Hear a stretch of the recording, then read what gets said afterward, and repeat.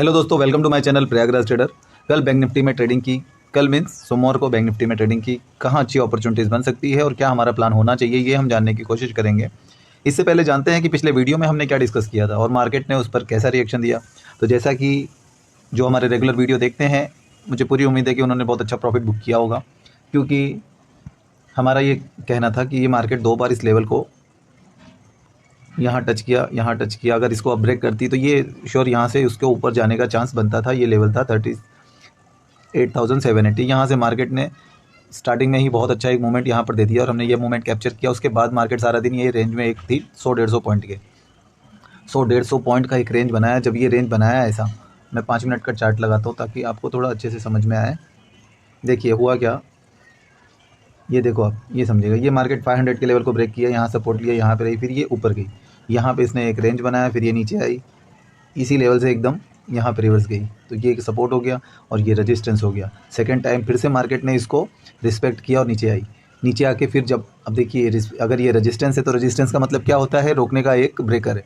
अगर वो ब्रेकर को क्रॉस करती है तो वहाँ से श्योर वो ब्रेकर क्रॉस करने का मतलब है मार्केट ऊपर जाने के मूड में है। इसी तरह से अगर सपोर्ट ब्रेक करती है तो इसका मतलब हुआ कि अब मार्केट कमज़ोर है, वो नीचे गिरना चाहती है। तो हमको ऐसे सपोर्ट एंड रेजिस्टेंस पे ट्रेड लेना होता है। तो इसी बेस पे मेरा ये कहना था कि अगर मार्केट कल यहाँ खुल के अगर इसको ब्रेक करती है तो यहाँ से एक सी बाइंग का मौका बनेगा, और वो हुआ भी वैसा ही। मार्केट यहाँ पर ओपन हुई और इसको एक कैंडल रुका, सेकंड कैंडल ने, जब थर्ड कैंडल ने इसको ब्रेक किया तो यहाँ से एक अच्छा सी बाइंग का मौका बन गया।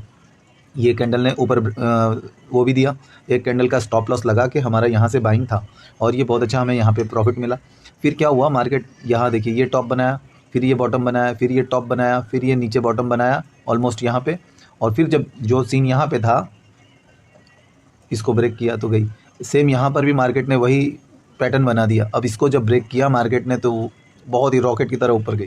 तो हमें इस तरह से मार्केट में काम करना है। ऐसे जो रेंज बन जाता है, जो सपोर्ट रेजिस्टेंस होते हैं, यहाँ पर हमें एक्टिव होना है। यहाँ पर बीच में कुछ मत करो। जब ऐसा बन गया है ना तो आपको क्लियर कट देखिए, ये 2 लाइन मैंने बनाया है ना, कुछ इसमें रॉकेट साइंस नहीं है।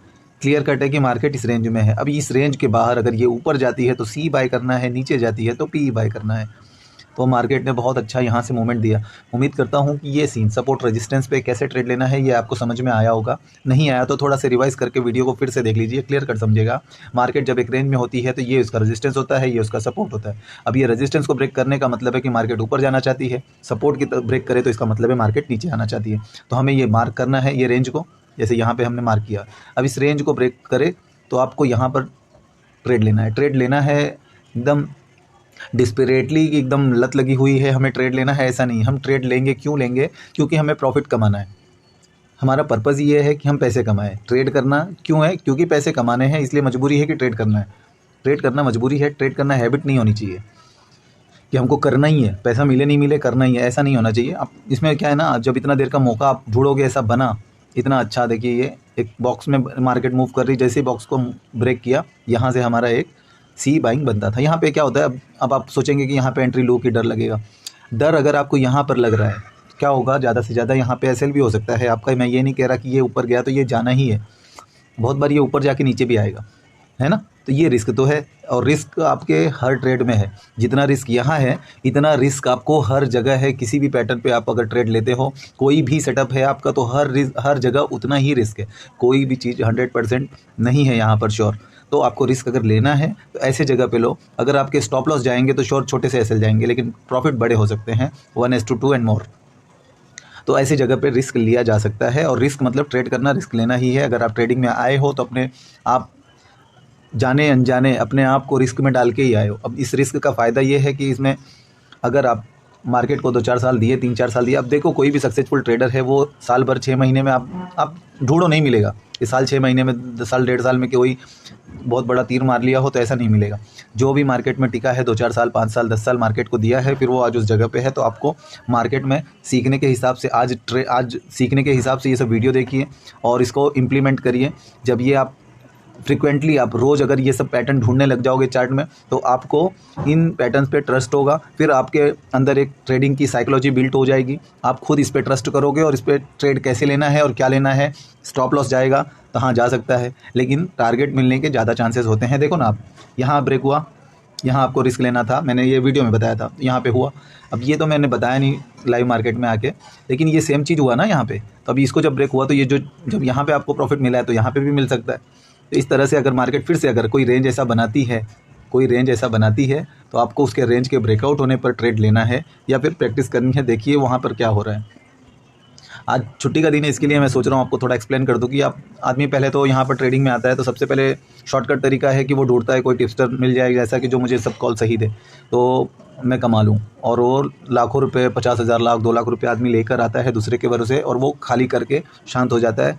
और फिर वो जब पैसे ही नहीं रह जाते तो बाद में क्या होता है, अच्छे ट्रेड भी मिलते हैं तो उस पर भी वो लगा नहीं पाता, ना तो उसको कॉन्फिडेंस रहता है ना तो उसको पैसे होते हैं, तो वो करे क्या। इसलिए पैसे कम से कम, अगर आप किसी का टिप्स भी ले रहे हो तो एक लॉट में करो, कम से कम ट्रेड करो, ज़्यादा मत करो। और लालच मत करो कि कोई आपको कमा के नहीं देने वाला। अगर कोई टिप्स दे भी रहा है तो आप चेक करिए आप उसके साथ हो, अगर उसके ना 10 में से उसके 7 ट्रेड सही जाने वाले हैं या फिर ख़राब भी होगा तो 10 में से 6 ट्रेड तो उसके सही जाने वाले हैं जो कि अच्छे प्रॉफिट देंगे। लेकिन आप लगाओगे, ट्रस्ट में, आप किस पर लगाओगे, जैसे उसने 3 कॉल सही दिए, हाँ, उस पर आप नहीं लगाओगे, आप बैठे रहोगे। चौथा कॉल उसका एसएल जाने वाला था और आपको लकीली आप वही ट्रेड लोगे और आपका लॉस हो जाएगा। फिर क्या होगा, फिर उसके 2 कॉल सही जाएंगे, फिर आप वो मिस करोगे, जैसे थर्ड में एंटर होगे फिर से उसका एसएल हो जाएगा। फिर आप 2 कॉल नहीं लगाओगे, फिर थर्ड में एंटर होगे फिर उसका एसएल लग जाएगा। उसने 10 कॉल दिए हैं लेकिन आपने सिर्फ लॉस बुक किया है, तो आपको क्या एक्सपीरियंस होगा, लॉस का ही। तो क्योंकि आप ट्रस्ट नहीं किए उस पर, कहीं भी किसी भी सेटअप पे, टिप्सटर पे या किस पे भी हो ना, तो आपको उस पर ट्रस्ट बनाना है। सेटअप सबसे बेटर है कि आप वो लॉन्ग टर्म के लिए तो है नहीं कोई टिप्स वाला भी, वो आज है कल नहीं है। लेकिन आप अगर सीख रहे हो, अपने आप को टाइम दे रहे हो मार्केट में, सीखने के ऊपर टाइम स्पेंड करो, मैं गारंटी देता हूँ कि साल 2 साल बाद आप अपने आप को इस्टेब्लिश कर पाओगे अपने सेटअप पे बिना किसी की ज़रूरत के। मेरी भी ज़रूरत नहीं पड़ेगी। जो वीडियो में बताया जा रहा है एक लॉजिक के साथ समझाया जाता है, इसको आप इंप्लीमेंट करो और लाइव मार्केट में खुद प्रैक्टिस करो, आपको समझ में आ जाएगा। उम्मीद करता हूँ कि ये जो मैं आपको समझाना चाह रहा हूँ आप समझ रहे हैं। ठीक है, अब फिर भी हम जान लेते हैं कि अब कल क्या हो सकता है। देखो मार्केट ने क्या किया, बहुत देर हॉल्ट लिया, फिर एक बड़ा सा मूव दिया। अब ऐसे में इतने बड़े मूव के बाद 2 चीज़ें होती हैं। एक होता है कि मार्केट पॉज ले, एक रेंज बनाएगा, उसी रेंज में साइडवेज टाइप में रहेगा। सेकंड सीन है कि क्योंकि ये टॉप पे ही बंद हुआ है तो ये जो स्ट्रेंथ है मार्केट का, अगर अभी भी बचा होगा तो मार्केट यहाँ से ऊपर भी जा सकती है। ये 2 ही चीज़ें हो सकती हैं, नीचे आने के चांसेस बहुत कम है। तो हमें पी के लिए नहीं सोचना है, हमें सी के लिए ही सोचना है। या फिर अगर कुछ जैसे डाउन हो जाता है तो हमें ना यहाँ पे, क्योंकि ये बहुत देर मार्केट का एक रेंज बना था, इसको ब्रेक किया है मार्केट ने। अगर गैप डाउन होता है तो यहाँ से फिर से बाइंग का मौका मिलेगा। अगर फ्लैट ओपन होता है, इस हाई को ब्रेक करता है तो यहाँ से सी बाइंग का मौका मिलेगा, यहाँ से सी बाइंग का मौका मिलेगा। और अगर गैप अप हो जाता है, गैप अप हो जाएगा ना, तो फिर छोड़ना ही ठीक है। क्योंकि देखो इतना ऊपर गया है ऑलरेडी, मार्केट ने इतना बड़ा रैली दिया है। अब इसके ऊपर ये फिर से ओपन होकर थोड़ा दूर ऊपर जाके फिर पता नहीं कहाँ से वापस आ जाए नीचे, तो थोड़ा सा प्रॉब्लम हो जाएगा। अगर ये गैप अप होता भी है तो ये यहाँ से, ये जो आज का क्लोजिंग पॉइंट है, अगर गैप अप होता है तो यहाँ कहीं आए तो आप एक बार डिसीजन ले लीजिए 330 के आसपास। ठीक है, 330 के आसपास से मार्केट रिवर्स हो सकता है। अगर गैप अप होता है तो यहाँ कहीं एक सी बाइंग का मौका ढूंढिए, छोटे से स्टॉप लॉस के साथ, 40-50 पॉइंट के एक स्टॉप लॉस के साथ यहाँ से मौका ढूंढिए। मैक्स टू मैक्स मार्केट अगर गैप अप होता है तो ये पॉइंट तक आ सकता है 200, क्योंकि यहाँ से एक बार मार्केट ने रिवर्स लिया है तो ये एक बेस बनाया है। अगर गैप अप होता है तो ये यहाँ से या फिर यहाँ से, मतलब 330 या फिर 200 से रिवर्स जा सकता है गैप अप में। हाँ, गैप अप होगा तो 330 से रिवर्स जा सकता है या फिर 200 के लेवल से रिवर्स जा सकता है। तो इन दोनों जगह पे हमें सी बाइंग का मौका बन सकता है। फिर से रिपीट करता हूँ, गैप अप होगा तो ये 330 से रिवर्स जा सकता है या 200 से रिवर्स जा सकता है। गैप डाउन होता है, यहाँ तक आने दीजिए, यहाँ से सी बाइंग का मौका बनेगा।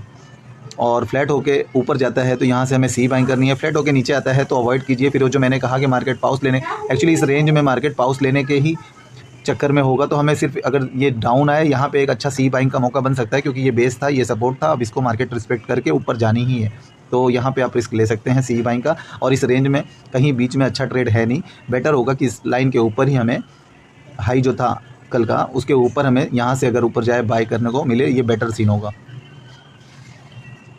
चलिए, उम्मीद करता हूँ वीडियो आपको पसंद आया। अगर वीडियो अच्छा लगा तो प्लीज़ लाइक कीजिए, हमारे चैनल को सब्सक्राइब कीजिए, शेयर कीजिए।